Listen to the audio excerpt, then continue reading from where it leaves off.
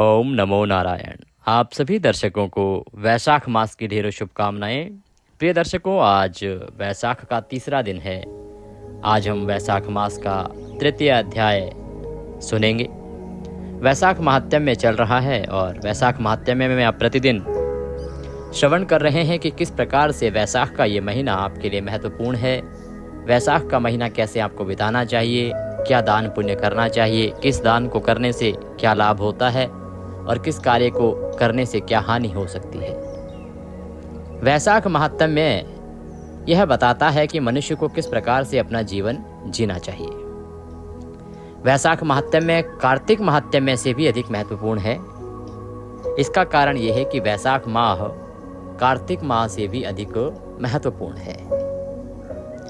बहुत सारे सज्जन, बहुत सारी माताएं बहनें शायद इस विषय में ना जानते हों कि वैशाख जो है वो कार्तिक से अधिक बड़ा, अधिक महत्वपूर्ण और अधिक पुण्यदायी है, क्योंकि वैशाख की महिमा कम गाई गई है। और इसके पीछे कारण ये नहीं कि वैशाख माह में कोई कमी है। वैशाख माह तो सर्वोत्तम है।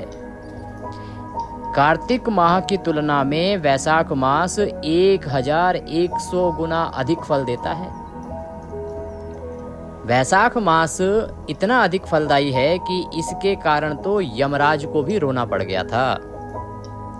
तब यमराज भगवान श्री हरि के पास गए, निवेदन किया।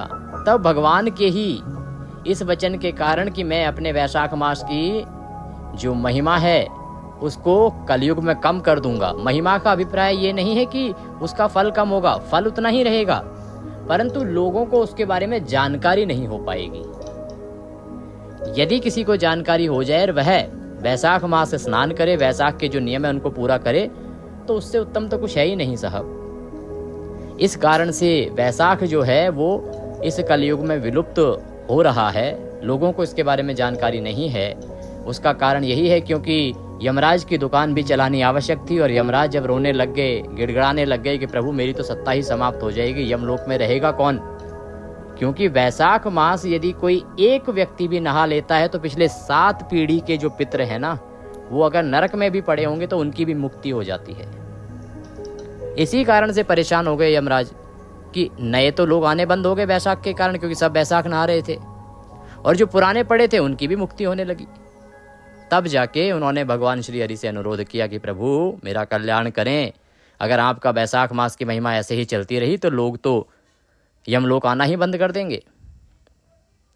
तब भगवान ने वैशाख की महिमा के बारे में कहा कि ठीक है, कलयुग जैसे जैसे आएगा वैसे वैसे वैशाख के बारे में लोगों की जानकारी कम होती जाएगी, परंतु जिसको जानकारी होगी, जो पूजा करेगा, जो विधि से करेगा, उसको फल उतना ही मिलेगा जितना मिलता आया था। तो इसीलिए इसको समझिए, वैशाख स्नान कीजिए, वैशाख में दान कीजिए। वैशाख के स्नान दान पुण्य की महिमा बहुत अधिक है साहब। और ये कोई हम मनगढ़ंत ऐसा नहीं कि मैं अपनी मन से बोल रहा हूँ।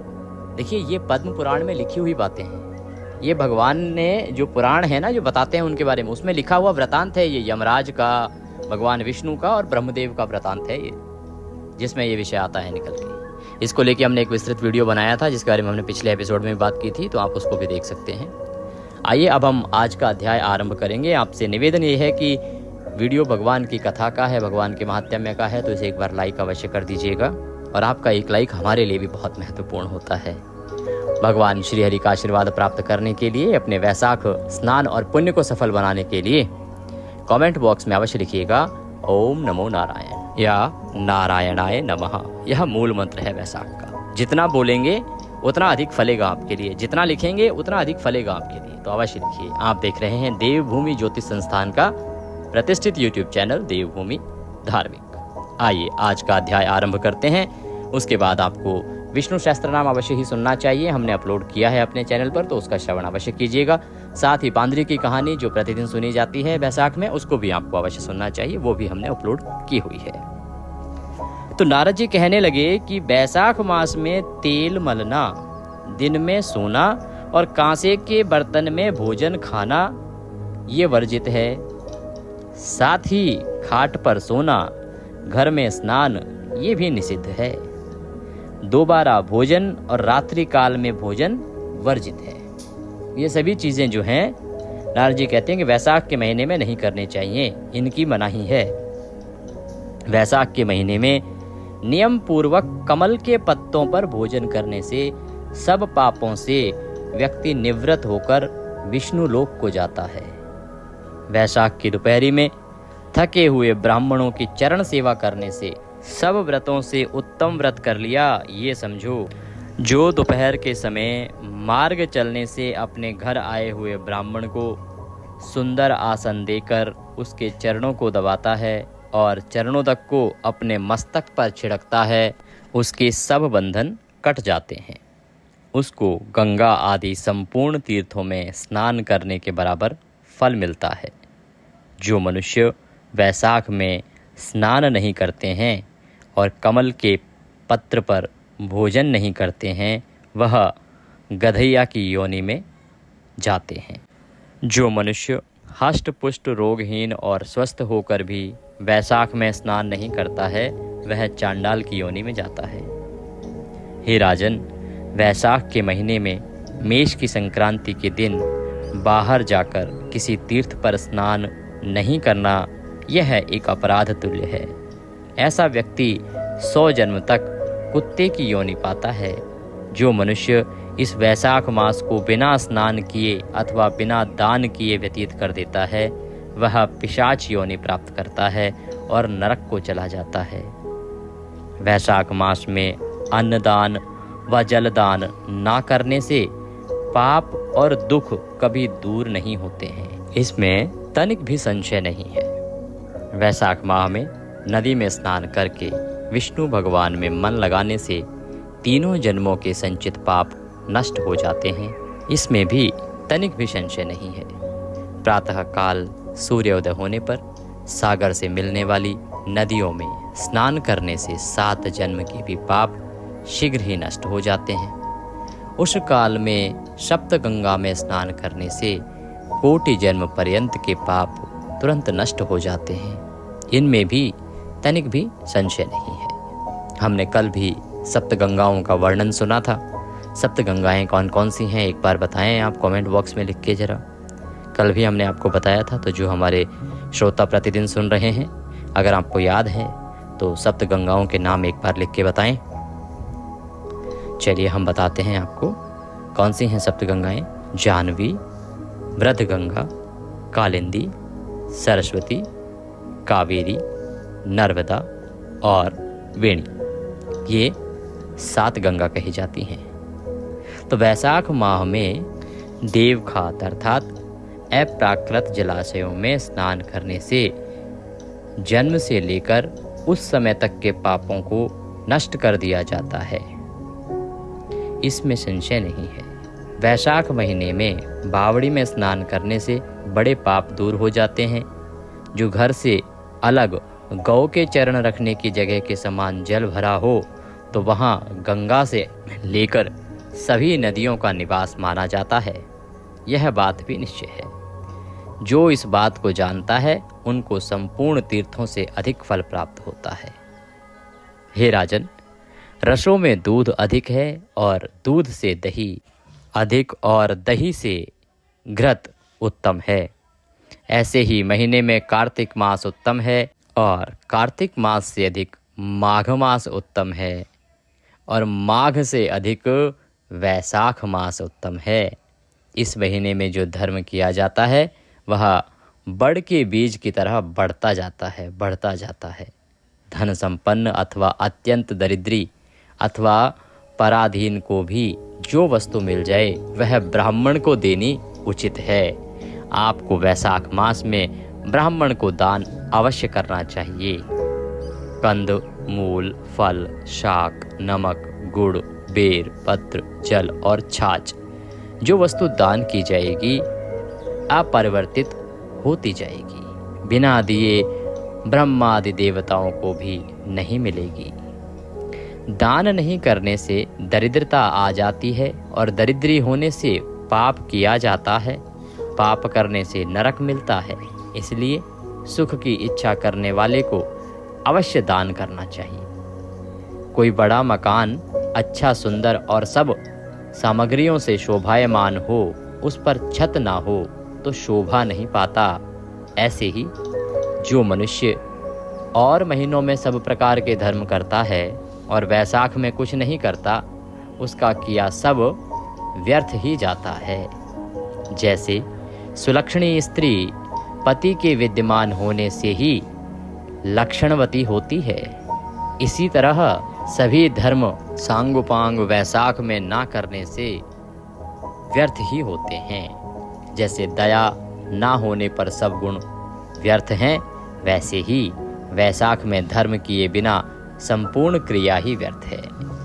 जैसे उत्तम शाक भी बिना नमक के स्वादिष्ट नहीं लगता, वैसे ही जो पुण्य वैशाख में नहीं किए जाते हैं वे अच्छी रीति से सेवनीय नहीं हैं, ना उनका कुछ फल मिलता है। जैसे किसी रूपवती स्त्री का अच्छा श्रृंगार होने पर भी बिना वस्त्र सुहागिनी नहीं लगती है, ऐसे ही मनुष्य अनेक प्रकार को धर्म संबंधी क्रियाएं करता है, परंतु वैशाख में ना करने से सब शोभा को प्राप्त नहीं होती है। इसलिए जैसे बने वैसे प्रयत्न पूर्वक वैशाख में धर्म करना उचित है, यह बात निश्चित है। मेष की संक्रांति में मधुसूदन भगवान का ध्यान करके प्रातः काल स्नान कर और फिर विष्णु का पूजन करें। ऐसा ना करने पर नरक मिलता है। वैशाख मास शुद्ध व फलदायक है और इसके मधुसूदन भगवान देवता हैं। तीर्थ यात्रा, तप, यज्ञ, दान और होम आदि का फल भी इसमें अधिक होता है। हे भगवान मधुसूदन, हे देव, हे माधव, मैं वैशाख में मेष की संक्रांति पर प्रातः स्नान करने की कामना करता हूँ। आप इसे निर्विघ्न पूर्ण कीजिए। इस प्रकार से भगवान से प्रार्थना करनी चाहिए और उसके बाद भगवान को अर्घ्य देना चाहिए। अर्घ्य देते समय निवेदन करें कि वैशाख में मेष की संक्रांति में स्नान कर आपको अर्घ्य देता हूँ, इसे आप भली भांति ग्रहण कीजिए। गंगा आदि सभी नदी, तीर्थ, सब जलाशय मेरे दिए हुए इस अर्घ्य को प्रसन्नता से ग्रहण करो और मुझ पर प्रसन्न हो। आप पापियों पर शासक योग्य समदर्शी सबके स्वामी हैं, इसलिए मेरे दिए अर्घ्य को ग्रहण कर यथोचित फल दीजिए। इस प्रकार अर्घ्य दे स्नान करें और फिर वस्त्र पहनकर आहिक कर्मों को करें। वैशाख में होने वाले फूलों से मधुसूदन भगवान का पूजन करके विष्णु भगवान की वैशाख मास संबंधी दिव्य कथा सुने। वह कोटि जन्म के संचित पापों से भी मोक्ष दिला देती है। उसको पृथ्वी, स्वर्ग और पाताल कहीं भी दुख नहीं मिलता। जो व्यक्ति इस प्रकार से वैशाख में स्नान करके प्रभु की कथा सुनता है, ऐसा व्यक्ति कभी गर्भ में भी नहीं जाता है और ना ही कभी माता का दूध पीता है। जो वैशाख में कांसे के पात्र में भोजन करता है और उत्तम उत्तम कथा नहीं सुनता, ना स्नान करता है, ना दान, ना ही अन्य कोई पुण्य करता है, वह नरक में ही जाता है। 1000 ब्राह्मणों की हत्या का पाप किसी तरह दूर हो जाता है, परंतु जो वैशाख में स्नान नहीं करता उसका पाप कभी दूर नहीं होता। जो मनुष्य स्वाधीन शरीर से स्वतंत्रवर्ती जल में स्नान करता है और स्वाधीन जिह्वा से हरि इन 2 अक्षर का उच्चारण करता है, यदि वह नीच वैशाख में प्रातः काल स्नान नहीं करता तो उसे जीवित हुआ ही मरा समझिए, इसमें कोई संदेह नहीं है। जिसने किसी भी प्रकार से वैशाख के महीने में मधुसूदन भगवान का पूजन नहीं किया, वह मूढ़ बुद्धि शूकर की योनि पाता है। जो तुलसी दल से वैशाख में मधुसूदन भगवान का पूजन करता है, वह सार्वभौम राजा होकर कोटि जन्म तक अनेक सुख भोगता है। फिर अपने करोड़ कुलों को लेकर विष्णु को सायुज्य मुक्ति पाता है। वैशाख मास में स्नान और वैशाख मास का दान सर्वोपरि है, इससे ऊपर कुछ नहीं है। अतः मनुष्य को जीवन में यह अवश्य ही करना चाहिए। इति श्री स्कंद पुराणे वैशाख माहात्म्ये तृतीय अध्याय संपूर्णः। बोलिए श्री विष्णु भगवान की जय। ओम नारायणाय नमः। ओम नारायणाय नमः। ओम नारायणाय नमः। ओम नारायणाय नमः। अब हम सुनेंगे वैशाख मास की बांदरी की कहानी कि कैसे बांदरी ने वैशाख नहाया और उसे राज काज धन संपत्ति वैभव प्राप्त हुआ। यह आपको प्रतिदिन सुननी चाहिए, ऐसा माना जाता है। तो आइए सुनते हैं ये कथा और उसके बाद आप विष्णु सहस्त्र नाम अवश्य सुनिए। आइए कथा आरंभ करते हैं। आपसे निवेदन है कि वीडियो को एक बार लाइक अवश्य कर दीजिएगा। भगवान की यह कथा है, बड़ी पुण्यदायी है। भगवान की कृपा प्राप्त करने के लिए केवल लिखिएगा वैशाख मास का मूल मंत्र क्या, ओम नारायणाय नमः। जितना लिखेंगे उतना अधिक पुण्य प्राप्त होगा, क्योंकि यही तो महिमा है वैशाख की। तो अवश्य लिखिएगा और चैनल पर नए हैं तो सब्सक्राइब कर लीजिएगा। कथा आरंभ करते हैं। वैशाख का महीना, बांदरी की कहानी आपको अवश्य सुननी चाहिए। एक राजा था जो अपने राज्य में प्रजा का पुत्रवत पालन किया करता था। वैशाख का महीना आया, उसने नियम लिया कि वह सुबह सबसे पहले गंगा जी नहाने जाएगा। तो वह प्रतिदिन सबसे पहले गंगा स्नान का नियम लेके और प्रतिदिन गंगा स्नान करने लगा। साथ ही उसने यह भी घोषणा करी कि यदि कोई उससे पहले स्नान करता हुआ मिला तो वह उस स्त्री से अवश्य ही विवाह कर लेगा। वहीं पास के जंगल में एक बांदरी थी, अर्थात एक बंदरिया थी, जो सुबह सुबह राजा से पहले वहां पर नहा लेती थी। जब राजा नहाने जाता तो वह देखता कि पानी हिल रहा है, तो उससे उसको यह अनुभव होता कि उससे पहले कोई यहाँ से नहा के गया है। राजा ने जब कई दिन तक इस प्रकार से देखा तो उसे शंका हुई कि मेरे से पहले अवश्य ही कोई यहाँ पर आकर नहाता है। तो राजा ने वहां पर पहरा बिठा दिया कि देखा जाए कौन है जो यहाँ आके नहाता है। अब गंगा किनारे एक पहाड़ी थी जहाँ पर वो बांदरी बैठी रहती थी। तो राजा के नहाने से पहले ही वो चुपके से आती, पेड़ से कूदती और नहा के वापस पेड़ पे चढ़ी जाती और पहाड़ी पर बैठ जाती। ऐसे ही नहाते नहाते पूरा वैशाख का महीना बीत गया। एक दिन उस बांदरी को नहाते हुए सिपाहियों ने देख लिया और पकड़कर राजा के पास ले गए।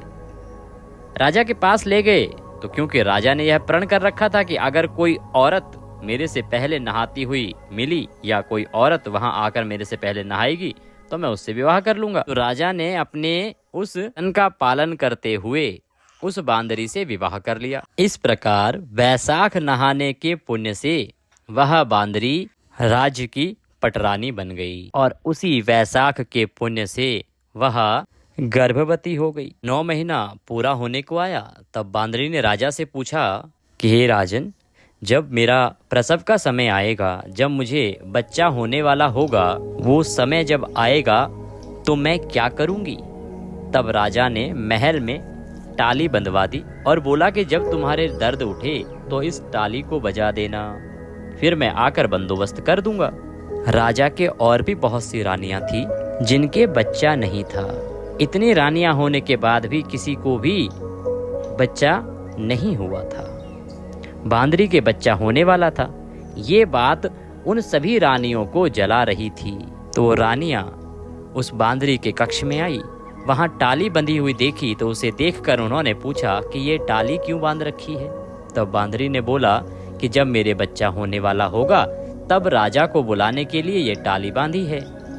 तब रानियां बोली कि एक बार टाली बजाकर तो देखो कि राजा आते हैं या नहीं। बांदरी ने टाली बजाई और राजा आ गए। जब राजा ने आकर पूछा कि टाली क्यों बजाई, तो बांदरी बोली कि इन रानियों ने मुझसे कहा था कि एक बार टाली बजा कर तो देख, राजा आते भी हैं या नहीं। तब राजा ने बोला कि दोबारा ऐसा मत करना। थोड़े दिन बाद जब बांदरी के बच्चा होने वाला था तो बांदरी ने खूब टाली बजाई, पर राजा नहीं आए। जब बांदरी ने रानियों से पूछा कि अब क्या होगा, मैं बच्चे को जन्म कैसे दूंगी, तब रानियों ने बांदरी से कहा कि आंखों पर तो पट्टी बांध ले और नीचे मुंह कर ले। इस प्रकार उन रानियों का प्रयास तो था कि बांदरी का जो गर्भ है किसी भी प्रकार से खंडित हो जाए, परंतु क्योंकि उस बांदरी ने वैशाख स्नान किया था, वैशाख स्नान के पुण्य फल से उसे एक सुंदर पुत्र की प्राप्ति हुई, जब रानियों ने देखा कि उसे एक लड़का हुआ है तो रानियों ने दासी से कहा कि इस बच्चे को नदी में डुबा कर आ जाओ और बांदरी के पास पत्थर रख दो। राजा को बोल दो कि बांदरी के पत्थर हुआ है। दासी ने इसी प्रकार से किया और राजा को खबर भिजवा दी कि बांदरी के पत्थर हुआ है। राजा ने भी इस बात को सुनकर अपने मन में संतोष कर लिया और रानियों की तरह इसको भी बच्चा कैसे हो सकता है। उधर उस दासी से बच्चा नदी में नहीं फेंका गया, वो उस बच्चे को वहां पर काम कर रहे कुम्हार के बर्तन में रखकर आ गई। जब कुम्हार कुम्हारी ने किसी बच्चे के रोने की आवाज सुनी तो उन्होंने कहा कि यहाँ कोई बच्चा रो रहा है। वहां जाकर देखा तो बच्चा था। तब कुम्हार ने कुम्हारी से कहा कि भगवान ने हमारी सुन ली, हमारे बच्चा नहीं है और भगवान ने हमें बच्चा दे दिया है। अगर तो इस बच्चे का पालन पोषण कर सके तो इसे हम अपने घर ले चलें। कुम्हारी राजी हो गई। उन दोनों ने उसको पाल पोस कर बड़ा कर दिया। लड़के को इस बात का पता चल चुका था कि वो बांदरी के घर या बांदरी के गर्भ से पैदा हुआ है और रानियों ने उसको मारने के लिए दासी को दे दिया था। एक दिन वो लड़का कुम्हार का बनाए हुए हाथी घोड़ों को ले जाकर कुएं पर बैठ गया, जहां पर दासियां पानी भरने आई। उनको देखकर वह लड़का बोला कि मेरे हाथी घोड़ों पानी पी लो, मेरे हाथी घोड़ों पानी पी लो। तब दासी उसकी बात सुनकर हंसने लगी और बोली कि कभी माटी के हाथी घोड़े भी पानी पीते हैं क्या?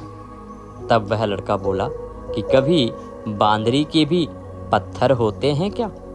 यह बात दासियों ने रानियों से कही। यह बात सुनकर रानियों ने जहर का लड्डू बनाकर कुम्हार के लड़के के लिए भेजा। भगवान की कृपा से जहर के लड्डू गूंद के लड्डू बन गए। दूसरे दिन रानियों ने देखा कि वह लड़का मरा ही नहीं। तब रानियों ने राजा से जिद करके कुम्हार को उस बस्ती से निकलवा दिया। कुम्हार जंगल में रहने लगा। गणगौर का महीना आ गया। कुम्हार का लड़का 101 करवा और 101 गोली ले घड़ों में पानी भरकर बगीचे में जाकर बैठ गया, जहां पर राजा के साहूकारों की लड़कियां गणगौर पूजने के लिए मिट्टी ले जाने के लिए आई। वहां पर पहले तो उन्होंने खूब खेला कूदा। जब उनको प्यास लगी तो वो उस लड़के के पास पानी पीने के लिए आई। तब वो लड़का बोला कि मेरे पास गोली है, उसको तुम खाती जाओ और मेरे चारों तरफ फिरती जाओ, तब तुमको पानी पिलाऊंगा। इस बात से उनमें से कई लड़कियां पहले तो राजी नहीं हुई, पर प्यास मिटाने के लिए मान गई। फिर वो लड़का अपने सामने आग जलाकर बैठ गया और उनको गोली खिलाता गया, अपने चारों तरफ चक्कर लगवाता गया। ऐसा करने से सब लड़कियों के गर्भ लग गया। जब ये बात उन लड़कियों के माता पिता को पता चली तो उन्होंने उन लड़कियों से पूछा कि ऐसा कैसे हुआ। उन्होंने सारी बात बता दी। तो उनके माता पिता उस कुम्हार के पास गए और बोले, तुम्हारे लड़के ने हमारी लड़कियों से फेरे ले रखे हैं और शादी कर ली है। तो वो बोले कि इन लड़कियों को अब तुम अपने पास रखो। तो कुम्हार बोला कि इतनी सारी लड़कियों का मैं कैसे पालन पोषण करूंगा। तब उनके माता पिता ने उन लड़कियों को बहुत धन दौलत देकर विदा कर दिया। थोड़े दिन बाद कुम्हार के घर 101 पोतों का जन्म हुआ। कुम्हार बोला कि हम पूरी नगरी को जिमाएंगे। तब सब लोग कुम्हार के जीमने के लिए आए। राजा रानियां सब आए, केवल बांदरी को छोड़कर सारा राज्य जीमने के लिए आया। जब लड़के ने यह देखा कि बांदरी नहीं आई तो उसने राजा के पास जाकर बांदरी को लाने के लिए न्योता भिजवाया। उसके बाद बांदरी आई, उसको सोने की चौकी पर बिठाकर सभा में बिठा दिया और उस लड़के ने अपनी बहुओं को बता दिया कि यह मेरी जन्म की माता है। तो सारी बहुओं ने उसको सोने के सिक्के देती गई और उसके पैर छूती गई, सोने के सिक्के देती गई और उसके पैर छूती गई। बांदरी के पोते को गोदी में देती गई और बांदरी से आशीर्वाद दिलाती गई। राजा को ये बात समझ में नहीं आई कि ये लड़का बांदरी की इतनी खातिरदारी क्यों कर रहा है। रानियों के यह बात समझ में आ गई कि यह बांदरी का लड़का है। राजा ने सबसे पहले बोला कि मेरा तो अपमान हो गया है, मैं यहाँ से जा रहा हूँ। तब लड़के ने राजा को रोका और बोला कि आप क्यों जा रहे हैं। तो राजा ने लड़के से पूछा कि तू बांदरी की इतनी खातिरदारी क्यों कर रहा है। तो लड़के ने राजा को सारी बात बता दी कि किस प्रकार से ये मेरे जन्म देने की माता है, जो दासी उस लड़के को नदी में बहाने के लिए ले गई थी, वहां पर वह बैठी थी।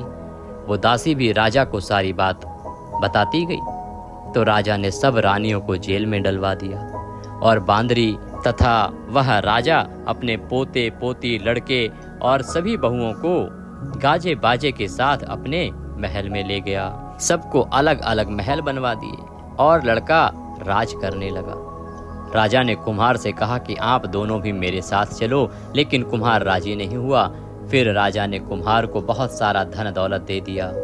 तब सभी लोग बोलते हैं कि वैसाख के महीने में नहाने से बहुत पुण्य मिलता है। जैसे बांदरी वैसाख नहाई तो राज्य मिल गया, रानी मिल गई और इतना सुशील और योग्य पुत्र प्राप्त हुआ। उसी तरह आपको भी भगवान सुख संपत्ति दे, संतान दे। कथा सुनने वालों को, कथा सुनाने वालों को, हुकारा भरने वालों को भगवान सभी इच्छाएं पूरी करे। बोले विष्णु भगवान की जय। ओम नारायणाय नमः, ओम नारायणाय नमः। इसी के साथ यह बांदरी की कथा यहाँ समाप्त होती है। यह कथा प्रतिदिन आपको सुननी चाहिए।